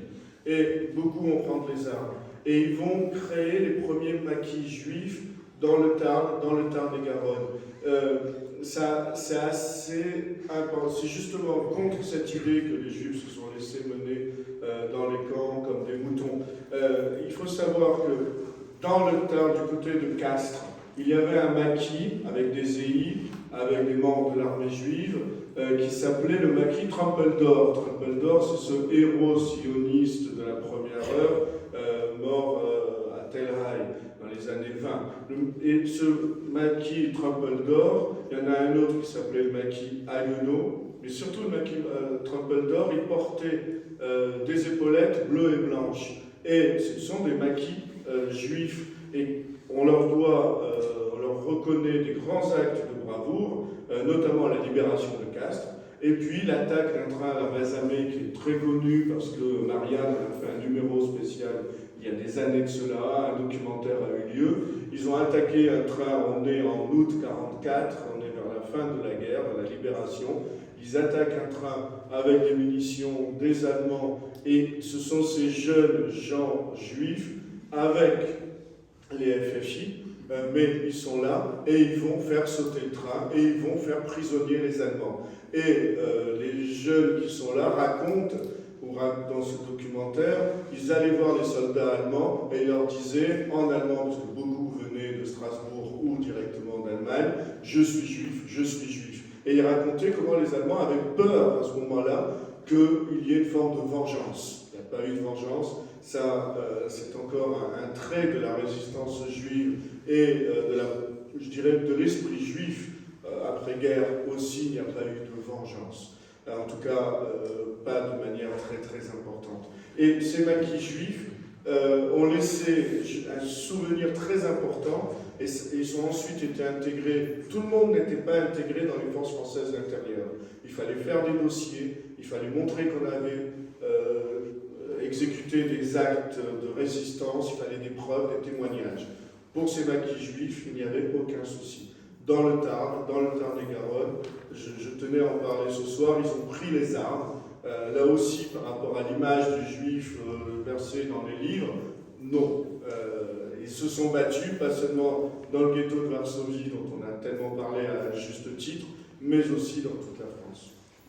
Les grandes figures, je ne sais pas, il y en a plein, mais... Peut-être sur Albert Cohen. Non, je vais plutôt... Alors, moi, il y en a... Alors, Albert Cohen, je suis un peu tout seul. Albert Cohen, dit bébé, pas l'auteur de Ben du Seigneur. Je suis un peu tout seul à le découvrir. Mais là, je vais vous parler d'une femme absolument extraordinaire, qui est Ariane Fixman. Ariane Fixman, c'est une héroïne de roman. Elle est la fille du compositeur russe Scriabine. Elle est la nièce du futur ministre des Affaires étrangères de Staline, Molotov. Elle n'est pas juive, elle est née orthodoxe. Elle va, au moment de la Révolution, pas prendre le camp de son oncle, mais immigrer en France. Elle va effectuer 2 mariages avec des juifs. À chaque fois, elle aura des enfants. Et puis, elle rencontre David Knut. David Knut, c'est lui là à droite, et elle, c'est Ariane Fixman. Là, c'est un tableau que le musée Le Mage à Paris vient d'acquérir. On les voit un peu stylisés. Et elle rencontre David Knut, jeune poète russe. Elle les rencontre dans le milieu russe. Lui, il a créé une revue avec Nina Barberova. Probablement, ils ont croisé Irène Nemirovsky, qui fréquentait cette suite française, vous savez. Et donc, elle va divorcer. divorcer, elle se marie avec David Knut, qui lui aussi était marié et qui va divorcer, et elle va se convertir. Et elle va se convertir au judaïsme à tel point que, quand elle intègre l'armée juive, et jusqu'à sa mort, elle tiendra à faire les fêtes. Pessah, Kippour, et tous ses amis de l'armée juive qui sont des sionistes, qui n'en ont rien à faire de ces fêtes, ça les embête beaucoup, mais ils le font pour elle. Ariane Fixman, elle va pendant toute la guerre pas seulement être agent de liaison, c'est un rôle très important, agent de liaison. Passer des armes, passer des faux papiers, passer de l'argent. Elle va prendre ses risques, mais elle va aussi aller dans les maquis, elle va apprendre à manier les armes. Et puis, le 23 août 1944, non, c'est pas le 23 août 1944, je retrouverai la date, je l'ai pas là. Elle va être. Il y a un piège qui est posé dans sa maison, dans son appartement. Ce piège, ce sont les miliciens. Elle ne veut pas se faire arrêter, elle résiste et elle est immédiatement tuée sur le coup. Avec elle, il y avait d'autres hommes, c'est trop long à raconter, qui ont pu s'échapper, mais il y en a un autre, Tommy Bauer, qui lui s'occupait de tout ce qui est propagande. Parce qu'on n'a pas parlé de la propagande, c'est essentiel. Ça, c'est le maquis. Une photo dans le maquis, avec le petit Albert Cohen, 1m56. J'aime beaucoup ce Albert Cohen. Albert Cohen dit bébé, mais bon, premier corps franc. Je ne veux pas rester trop longtemps. Je veux juste vous montrer, voilà, me manquait la date, 11 rue de la Pomme. C'est donc le 22 juillet 1944. Toulouse a été libérée le 19 août 1944. Mais rétrospectivement, on se rend compte encore mieux de la tragédie. Ariane Fixman a été assassinée à ce moment-là. Elle avait une fille, pas avec David Knut. Avec David Knut, elle a eu un garçon, Ellie. Mais elle a eu une fille, je termine avec Betty. Betty Knut, qui était dans la résistance, qui à la fin de la guerre a été arrêtée à Marseille parce qu'elle a transporté des armes pour les amener, on est en 1944, elle les a emmenés vers, fin 1944, elle les emmenait vers Israël, la Palestine, pour l'Irgun, avec des armes. Et elle se fait arrêter par la France. L'Angleterre demande son extradition. Si elle est envoyée en Angleterre, elle sera pendue comme les membres de l'Irgun. La France n'en a rien à faire, mais qui va prendre la défense de Betty Knut? Ce sont les communistes, parce que Betty Knut a aidé tous les résistants, notamment en transportant un tas de choses, et les communistes avaient surnommé Betty Knut la Jeanne d'Arc juive. Et ils ont réussi à faire en sorte que le gouvernement français la juge pour détention d'armes, ce qui à l'époque finalement lui a valu 3 mois de prison, au bout d'un mois elle est sortie. Elle est partie en Israël, on a retrouvé sa trace, ensuite elle gérait une discothèque à Haïfa, et après je ne sais plus, mais il y a encore quelqu'un à Paris qui connaît toute la famille, donc c'est une histoire qui continue. Voilà, Ariane Fixman, une femme absolument fabuleuse. On n'arrive pas à donner son nom à une rue à Toulouse. Bon, on va y arriver. Ça va se faire. Alors, Michael, je ne vais pas me hasarder à essayer de t'imposer une figure. Le monde a un succès avec Maurice, donc je vais te laisser choisir peut-être un ou deux personnages que tu souhaites mettre en valeur. Oui, effectivement. 3 personnes, peut-être 4, voire 5, mais la 5e, on en a parlé, c'est Sabina Zlatine. Et je parlais de l'importance de la gente féminine pendant la Seconde Guerre mondiale et la Shoah. Je dirais un mot sur Eva Horowitz, il me plaît de rappeler sa mémoire parce qu'elle était d'origine juive roumaine, notamment de Transylvanie. Alors, Georges Charpak, André Lévy et Marc Bloch.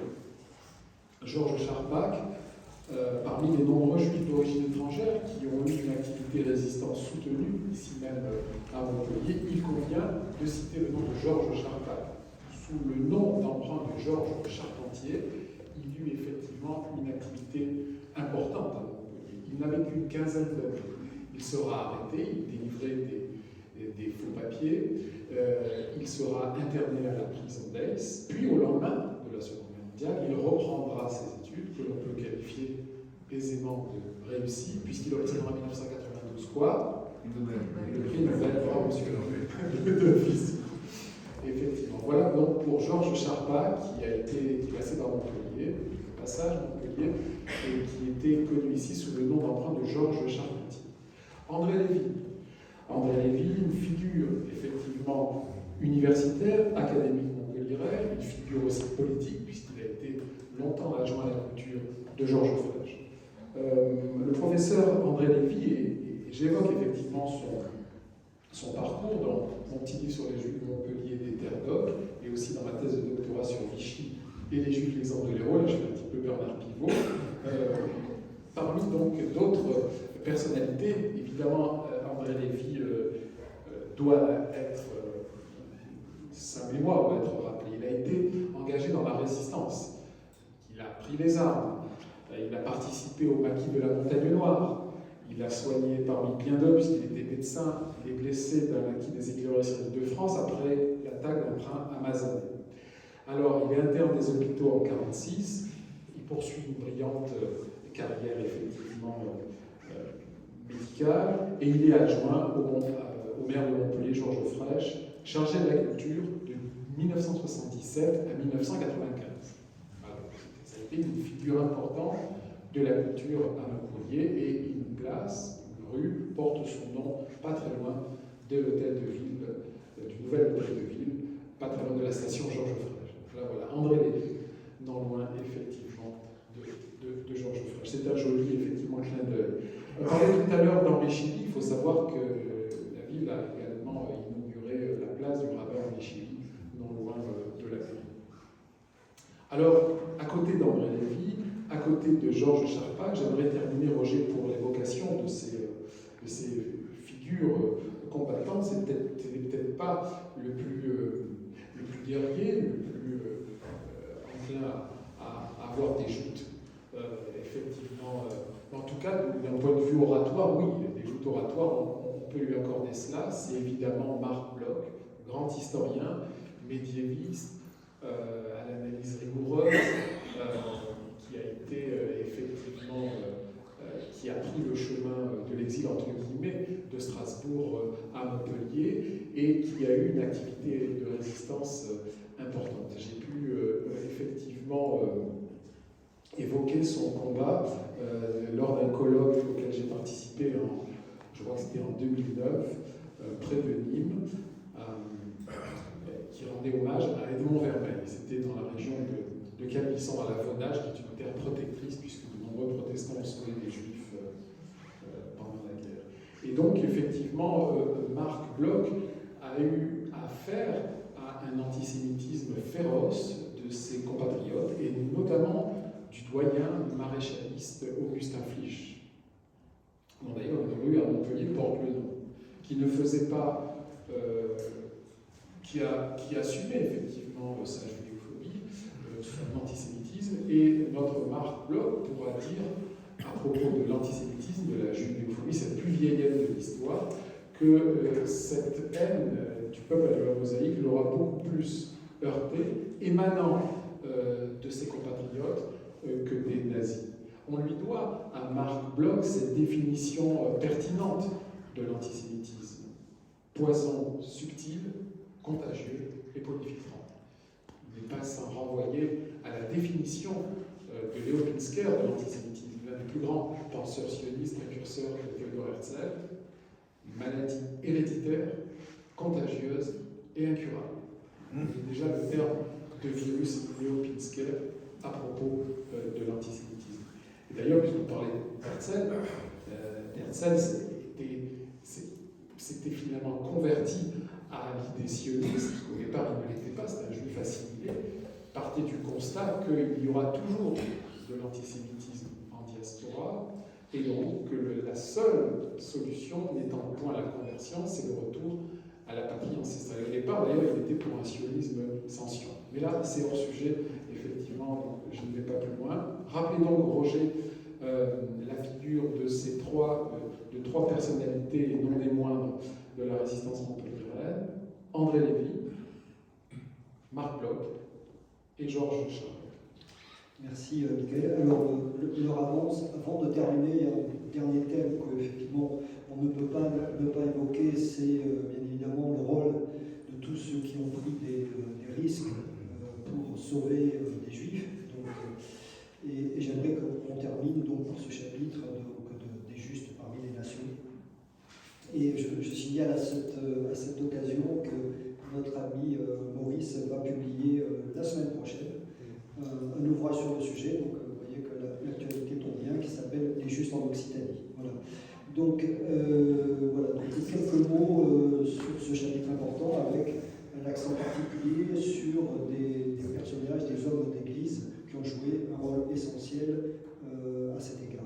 Pas seulement d'église, mais bon, c'est un sujet qui est très vaste, et effectivement le 23 va paraître cet ouvrage Les Justes en Occitanie aux éditions Privat. C'est bien déterminé par cette phase, cette part lumineuse, mais on peut donner, on a beaucoup de noms. Si je devais vous donner un nom, ce serait Monseigneur Saliège, qui a eu un rôle déterminant. Mais avant de vous raconter un peu Saliège, mais vous connaissez probablement l'histoire, mais je dirais que, pour reprendre ce que dit Jacques Semelin, ou ce que j'ai fait dire à Jacques Semelin dans ce livre, que les justes n'auraient jamais pu exister sans les organisations juives qui les ont aidés. Il fallait qu'il y ait des organisations juives qui amènent de l'argent pour payer les pensions. C'est pas qu'ils ont été rétribués, parce que nos titres de justes, et Michael vous en parlera infiniment mieux que moi, ne devraient rien attendre en échange, mais il faut nourrir ces enfants. Donc il y a de l'argent.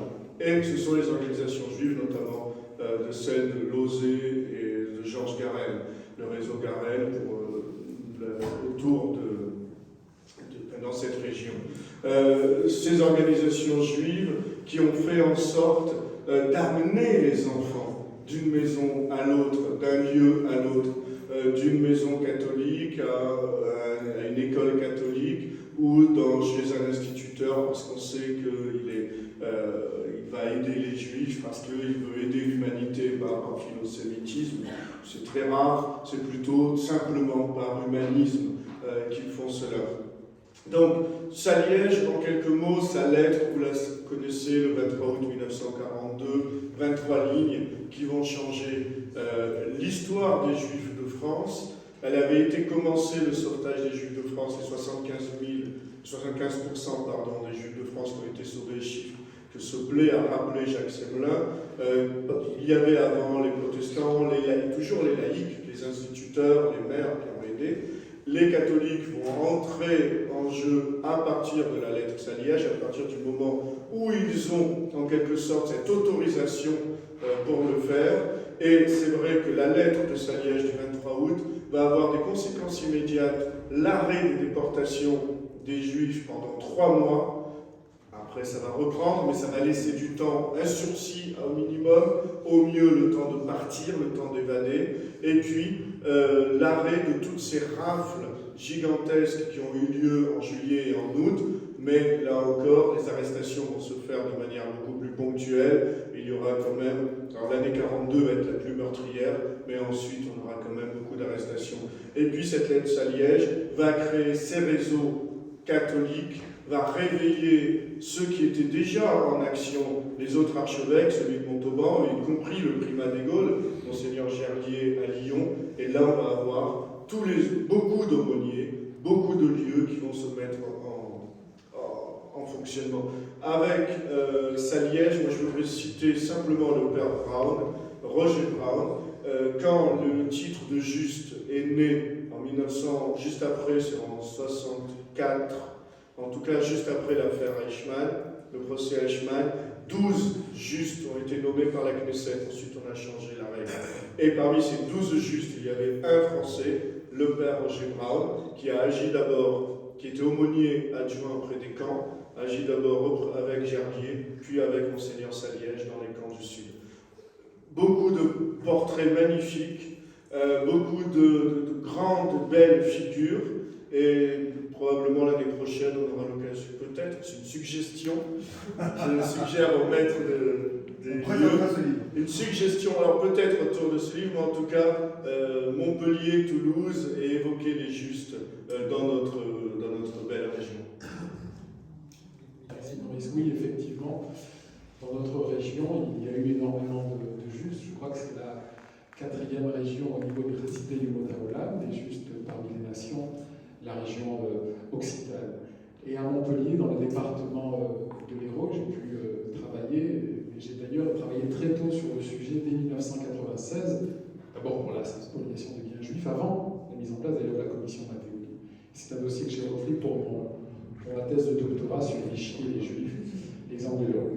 Alors, mon livre sur la spoliation qui avait été préfacé par Georges Frêche, je n'ai pas d'exemplaire là. Là, j'ai ma thèse de doctorat et j'ai le petit livre sur les Juifs des terres d'Oc également, où je présente des figures saillantes du judaïsme languedocien, notamment pour la période contemporaine, certaines justes. Alors, les gens d'église, Maurice parlait effectivement des gens d'église. Comment ne point rappeler le souvenir du père Paul Barguel, de la paroisse Sainte-Bernadette, de l'abbé Prévost, des sœurs dominicaines du monastère des Tourelles, des sœurs protestantes Jeanne et Marie Adjé. Beaucoup de protestants ont sauvé des juifs dans la région, dans l'arrière-pays. Effectivement, c'est une terre de refuge, a pu dire Patrick Cabanel.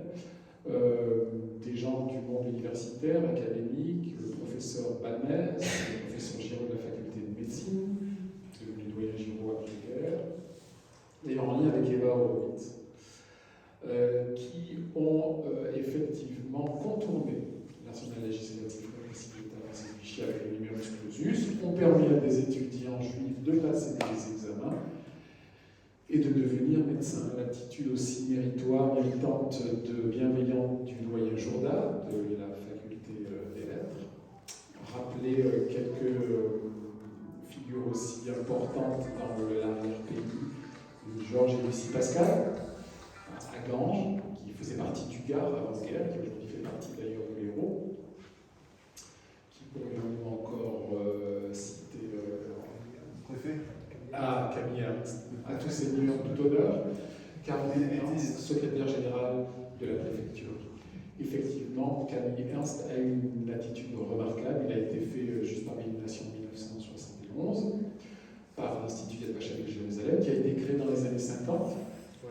Cet institut, hiérosolomitain, pour effectivement entretenir la flamme, propre au figuré, et rappeler effectivement ce qui s'est passé sur le vieux continent quelques années, plutôt, parce que c'est en 1953 à peu près que l'Institut est créé, et 10 ans après, on décide d'octroyer la médaille de Juste parmi les nations, qui est la plus haute distinction civile de l'État d'Israël. Donc Camille Ernst, secrétaire général de la préfecture, le préfet de Clégué Benedetti, Friedrichs ont eu une attitude incroyable, contre-exemple de Maurice Papon. Maurice Papon, en son procès, disait « j'étais aux ordres. » J'imite peut-être de Gaulle. Mais non, effectivement, on pouvait désobéir. Ah, mais c'est pas donné à tout le monde d'être exceptionnel, comme un saumon qui remonte la rivière. Chacun pensait d'abord à sa propre situation, c'est ce qui est compréhensible. Et c'est pour ça qu'il y a des gens extraordinaires. La plupart des gens sont ordinaires. Et bien Camille Ernst était quelqu'un d'extraordinaire. Et c'est sans doute pour ça que l'État d'Israël lui a rendu hommage en étant fait juste parmi les nations. Vichy l'avait récompensé à sa manière en le déportant à Dachau. Et la ville de Montpellier, la préfecture de l'Hérault, lui a aussi rendu hommage, puisqu'il y a un square Camille Ernst dans le quartier Beaux-Arts Boutonné. Et enfin, la cour de la préfecture, d'ici, s'appelle également cour Camille Ernst. Voilà. Parfait, écoutez, on va prendre peut-être 5-10 minutes pour un échange avec la salle. Avant ça, écoutez, je vous propose d'applaudir nos deux intervenants.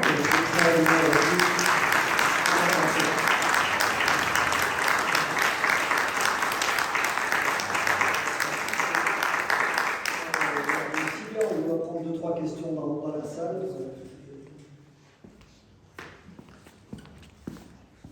Youssef. Bonsoir. Merci beaucoup pour votre présence et puis cet exposé. Nous avons appris beaucoup, mais je voulais demander, à part, vous avez cité les FFI, il y a eu une relation avec effectivement les combattants, les organisations combattantes juives. Quelles en étaient les autres? Est-ce qu'il y avait une sorte de relation entre entre les autres organisations résistantes françaises, en sachant que dans d'autres pays, et moi j'ai appris par exemple en Pologne, quand il y avait les Juifs qui allaient chez ceux qui étaient dans les maquis ou bien les résistants, il était rejeté, sinon dénoncé. Bon, on l'a exécuté. Je ne sais pas en France quelle est la. Non, merci pour votre question. C'est vrai qu'en Pologne, les partisans juifs se méfiaient des partisans non juifs parce qu'ils pouvaient se faire carrément exécuter. En France, c'était assez étanche. Quand les forces françaises à l'intérieur, on est après la libération.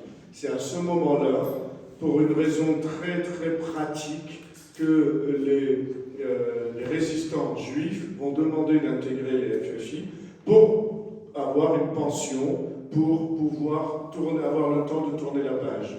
Et ainsi, ils vont faire un dossier, ils vont être intégrés ou pas. Et dans des dossiers, d'ailleurs, il y a un bonhomme là, Raoul Léonce, qui va faire partie d'un maquis juif, et son dossier va être rejeté.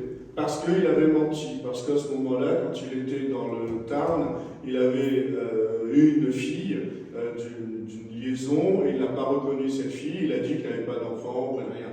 Et donc, moralité douteuse dans les dossiers FFI. Il a refait le dossier, ça a fonctionné. Donc, pendant la guerre, c'était plus ou moins étanche. 44, disons qu'à partir de juin 44, on a cette fois des relations les groupes des EI par exemple vont être intégrés dans un maquis plus important avec de second sac, un officier gaulliste. Mais avant l'été 44, donc avant vraiment la libération, c'est très étanche. Toujours ce Raoul Léonce va intégrer un groupe de maquis non juifs pour apprendre. Mais il va se le faire incognito. Et d'ailleurs, il le fait incognito, mais de temps en temps, il doit revenir à Toulouse pour obéir aux ordres de l'armée juive. Donc son officier lui dit « T'es pas fiable, qu'est-ce que tu fais avec nous ?» Donc non, il n'y a pas de...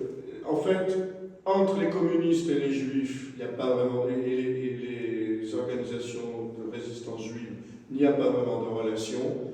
Entre les organisations juives et les gaullistes, il n'y a pas vraiment de relation. Mais il n'y a pas non plus de relation. On voit par exemple que l'FDP Moy vont voler des armes à l'armée secrète. Donc on a des groupes, c'est pour ça qu'il n'y a pas d'unité. Il n'y a jamais eu d'unité. C'est à la fin seulement, au moment du débarquement, qu'ils vont faire un semblant d'unité. Mais parce que les communistes se sentent assez puissants. Mais non. Et puis on a ce problème qui va par exemple attaquer il y a eu une fois un groupe de résistants juifs qui va attaquer un convoi de déportés. Une fois, c'est en Belgique. Et ça va être un fiasco parce que les nazis, non seulement ils vont déporter les juifs, mais en plus, dans les mêmes trains, ils mettent des soldats, ils mettent des mitrailleuses, parce que c'est tellement important de détruire, de tuer les juifs. Et donc, ce groupe va attaquer un train, ils vont réussir à faire s'évader à peu près 200 personnes. Chaque train contient 1000 personnes à peu près. C'était comme ça qu'ils comptaient, il fallait toujours autour de 1000. Donc, et les autres groupes n'en ont rien à faire, rien. Qui va parler? En 1942, on sait ce qui se passe à Auschwitz de manière un peu générale. Mais on a Yann Karski qui parle, on a des témoignages qui arrivent. Et c'est à l'Université de Jérusalem, elle est venue ici plusieurs reprises, je retrouverai, qui a raconté son bouquin, c'est Le problème juif, femme de l'Université de Jérusalem, qui est en langue française. Bref, elle raconte que finalement, aucun organe de propagande ne va parler des chambres à gaz. Aucune, alors qu'on va le savoir assez rapidement par les témoignages. Aucune ne va en parler, sauf, il se trouve que c'est à Toulouse, mais c'était un groupe bundiste qui faisait sa propagande en yiddish. Voilà, donc c'est resté très... ouais, donc c'est resté vraiment assez peu connu. Non, tout le monde s'en fichait de ce qui arrivait aux Juifs, les résistants comme les autres. C'était pas un objectif de guerre.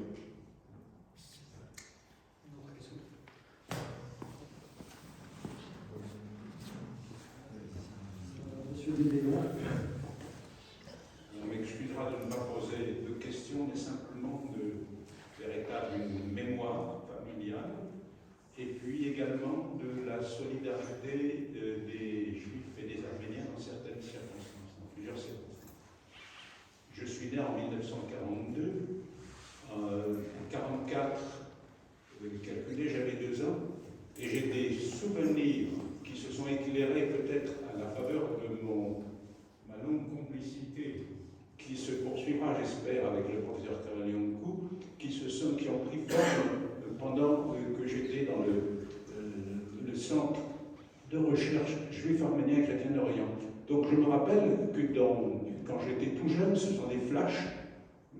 De temps en temps, il y avait des Allemands qui frappaient à la porte de la maison de mes parents. Parfois, mes parents prenaient la fuite pour aller se réfugier chez les bonnes sœurs. Et j'ai compris après que mon père, j'ai compris tard que même s'il était très distrait, il faisait partie d'un groupe de résistants universitaires en Bretagne.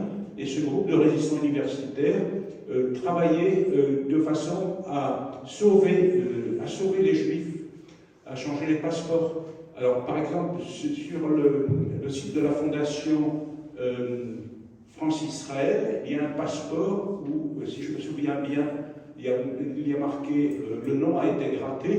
C'était une des rares choses que racontait mon père. Il était très fier d'avoir gratté le passeport de Micheline Lebovici, la sœur du grand psychiatre Serge Lebovici. Il nous racontait pratiquement que ça de ses années de résistance. Et ça, il en était très fier. Et la deuxième chose que je veux rappeler, c'est que dans les ghettos d'Europe centrale, peut-être plus particulièrement en Pologne, on se passait un roman de Franz Werfel, le grand romancier autrichien, qui a dû se réfugier aux États-Unis et dont les positions pro-arméniennes le faisaient qualifier de juif arménien. Moi, je serais très fier d'être qualifié de juif arménien, pour des raisons religieuses, parce que je sais où est le socle de ma religion chrétienne. Donc, il a écrit ce roman,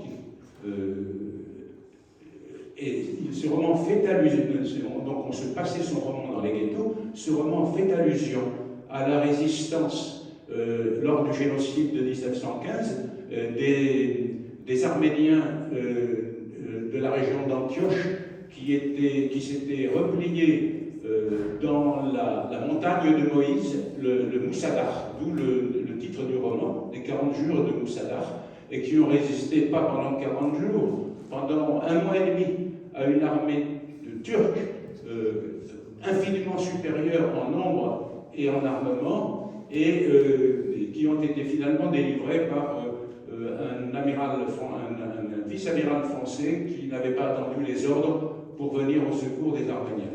Voilà, c'est la seule chose que je veux raconter. Je peux quand même rappeler, si on me donne 2 minutes, j'ai étudié avec 2 amis les justes du génocide des Arméniens et j'ai pris conscience. C'était vraiment une prise de conscience. Je ne sais pas si chez les personnes d'origine arménienne on le sait, mais au moment du génocide, disons au tournant, fin 19e, depuis le génocide, enfin les massacres de 1894 et le génocide jusqu'au génocide de 1916, l'élite juive qui avait en beaucoup d'endroits d'Europe occidentale, aux États-Unis également, acquis des positions extrêmement importantes, s'est sentie profondément solidaire des Arméniens, les a aidés à la conférence, disons, à la conférence de la paix en 1920. Il y avait un juif éminent qui s'appelait Aronson qui soufflait un petit peu aux délégués arméniens ce qu'il fallait dire. Et ce n'est pas le seul exemple c'est pas le seul exemple que je pourrais donner. Il y a bien sûr, proche de nous, Bernard Lazare, qui est un personnage admirable. J'ai trouvé beaucoup d'exemples de ce genre, et en particulier l'ambassadeur des États-Unis, Henry Morgenthau, qui était juif, et qui a été l'interlocuteur combatif de l'ordinateur du génocide des Arméniens et qui écrit ses mémoires. Voilà, ce sont quelques exemples que je peux donner, mais au cours de cette belle réunion, je me sens très solidaire de tous ceux qui sont ici. Au cours de cette belle réunion, je voulais donner ce témoignage un petit peu long, excusez-moi. Merci monsieur le professeur Gérard Leveillon, professeur émérite à l'université Paul Valéry, effectivement rappelait toujours le génocide arménien, qui est officiellement le premier génocide du XXe siècle, mais on a à l'esprit aussi le massacre des héros. Et il y a des proximités entre juifs et arméniens, évidemment. Saluer également la présence d'Annie Casso, qui est universitaire de Montpellier-Rennes et qui est très engagée aussi pour effectivement l'histoire du monde arménien. Écoutez, s'il n'y a plus de questions, on peut conclure. Oui, bien sûr, Michael. Annoncer le Yom HaShoah, qui organise les organisations juives, les associations juives, le mardi 18 avril à 17h à l'hôtel de ville de Montpellier, dans le jardin d'Arménie, où là, effectivement, aura lieu l'édition 2023 du Yom HaShoah, Yom HaZikaron HaShoah Gevura, le jour du souvenir de l'Holocauste, du génocide et de la bravoure. La bravoure. Tous les juifs sont frères, c'est un dicton yiddish et on pourrait terminer par ça. Merci encore. Merci.